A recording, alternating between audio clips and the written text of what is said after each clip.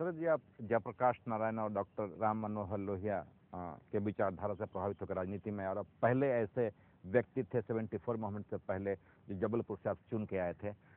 वो जो प्रयोग था जबलपुर का, उसके बाद जो प्रयोग हो रहे हैं, और जयप्रकाश जी ने जो सपने देखे थे संपूर्ण क्रांति की व्यवस्था में बदलाव की, अब जब सरकार आपकी है बिहार में, और आंदोलन बिहार से शुरू हुआ था, तो क्या लग रहा है कि उन सपनों को आपकी सरकार पूरा करते हुए दिख रही है?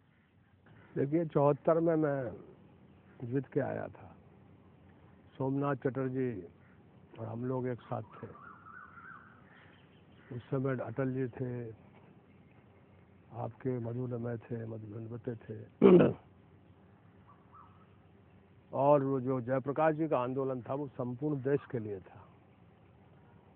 इसमें क्या बदलाव होना चाहिए? समाज में आर्थिक विषमता है, सामाजिक विषमता है, फिर उस बीच में भ्रष्टाचार का बोलबाला है और बेकारी बेरोजगारी है, गरीबों की संख्या बहुत, उसका एक तरह से समुंदर है का यहाँ। ये सारे मुद्दे जयप्रकाश जी के थे। वो देश में तो हम लोग उसको नहीं लागू कर पाए, लेकिन बिहार में जो मुद्दे वो उठाते थे लोहिया और जयप्रकाश, उन्हीं को जमीन पे ले गए। जो आज देश भर में लोगों में उत्साह आया है, विश्वास आया है, वो बिहार के काम से आया है, और वो काम विचार के जरिए हुए हैं। और निश्चित तौर पर मैं सच्चाई से मानता हूँ कि दिल्ली में उनका जो सपना उनने देखा था, वो सपना एक तरह से चूर चूर हो गया है, और वो अभी भी आकाश पर टंगा हुआ है। लेकिन जयप्रकाश जी तो जाति विहीन राजनीति की बात करते थे, और बिहार की पूरी सरकार और पूरी पार्टियां जाति के आसपास घूमती हैं। जाति हकीकत है। आप जाति है तो क्या करें बताइए? कोई पार्टी में, हमारी अकेली पार्टी की नहीं कह रहा हूँ। राजनीति को मजबूरी हो सकती है? मजबूरी नहीं, स्वाभाविक है वो। यानी जात अकेले कोई वस्तु नहीं है, वो ह्यूमन बीइंग का एक बहुत बड़ा समूह है, छोटा है या बड़ा है। वो मतदाता भी है।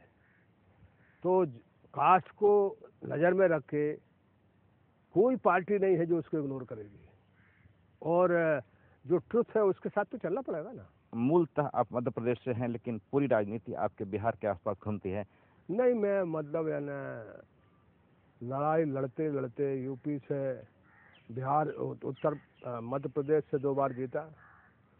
फिर चौधरी साहब ने, जब संजय गांधी की डेथ हो गई तो राजीव जी लड़े चुनाव, तो ऑल अपोजिशन कैंडिडेट मुझको बना दिया।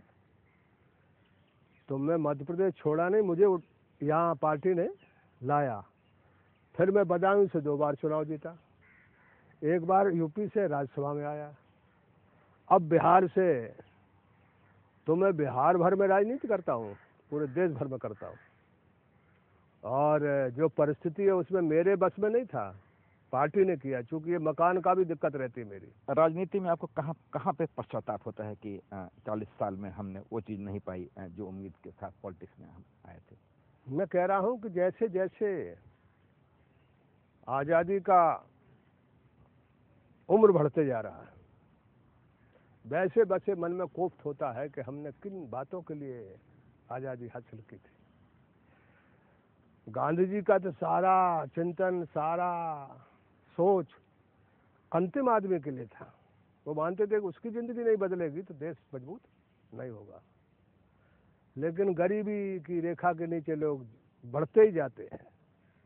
अब अर्जुन सेन गुप्ता जो है वो बहुत बड़ा इकोनॉमिस्ट था, और नरसिंह राव के वित्तीय सलाहकार थे वो। उन्होंने कहा कि 78% आदमी जो है वो 20 रुपये रोज पर यहाँ बसर कर रहा है। तो 40 साल हम अपने तरफ से, माने अपने मन में सुकून है कि हम तो लड़े, जीते नहीं, लेकिन ये कोफ्त है कि हम जीते नहीं। हम देश भर हारी आपने, है ना। उम्मीद, लड़ाई तो 150-200 साल आज़ादी की चली है, तो हमको तो 40 साल ही हुए लड़ते हुए। और लड़ाई के आज नहीं तो कल नतीजे तो निकलते ही हैं।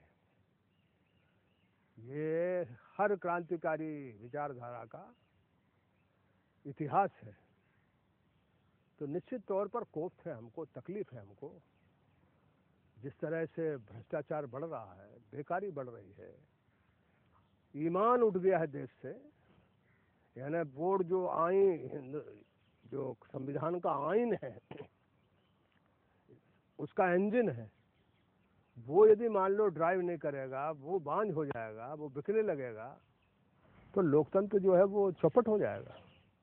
तो एक बीमारी नहीं है, कई बीमारियों ने घेरने का काम किया। गांधी समाज के अंतिम पंक्ति की सोचते थे, लेकिन आज के पॉलिटिशियन अपने परिवार की सोचता है। सब नहीं सोचते। अफसोस ये है कि जो नहीं सोचते उनका जिक्र नहीं है। जो इस तरह की बेईमानी में लगे हुए हैं, लोग उन्हीं पे देखते हैं। एक अंतिम सवाल, आप मूलतः समाजवादी हैं, लोहिया के विचारों से प्रभावित होकर पॉलिटिक्स में आए, बदलाव की बात सोची। अब जब आप एक ऐसे पार्टी के साथ सरकार चला रहे हैं, गठबंधन में शामिल हैं, जिस पर सांप्रदायिक होने का आरोप लगता है, तो आप अपने आप को क्या कभी पीड़ा महसूस हुआ कि ये गलत फैसला था या मजबूरी थी पॉलिटिक्स की? देखिए, हम जयप्रकाश जी के साथ रहे, मुरारजी भाई के साथ रहे, लोहिया जी को हमने नहीं देखा। मधु दंडवते, मधुल में, पीलू मोदी, बाबू जगजीवन राम, हम अकेले आदमी जितने बड़े लोग हैं इस देश में, इंदिरा जी के बाद जो बच गए थे, उन सबसे हमारा संपर्क था। और बीजेपी आज से नहीं, जब भी कांग्रेस पार्टी के खिलाफ गोलबंदी होती है, उसमें बीजेपी कहीं ना कहीं रहती है, लेकिन उसका विचार ड्राइव करता ये कभी नहीं हुआ। अब जैसे मान लो नेशनल एजेंडा हमारा, तो उसमें 3 विवादास्पद मुद्दे निकाले गए हैं, अलग कर रखे गए हैं। हमारे बहुत से मुद्दे जिनको हमने निकाला है। आज की बातचीत में बस इतना ही। अगले सप्ताह किसी नए मेहमान के साथ आपसे फिर मिलेंगे। धन्यवाद।